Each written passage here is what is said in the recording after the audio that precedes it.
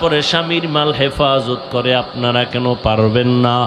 তওবা করে নেন, মরিয়া গেলে আর গুনাহ করব না, আর দাড়ি কাটবো না যুবকরা, আর বেপরদায় চলবা না। আল্লাহ আমাদের সবাইকে খাঁটি তওবাওয়ালা বানায়া দেন, তওবার উপরে মজবুত হইয়া চলার মতো তৌফিক দান করেন, আমিন। আলহামদুলিল্লাহি রাব্বিল আলামিন, والصلاة والسلام على سيد الأنبياء والمرسلين وعلى آله وأصحابه أجمعين. اللهم إنك عفو كريم تحب العفو فاعف عنا. اللهم إنا نسألك رضاك والجنة ونعوذ بك من سخطك والنار.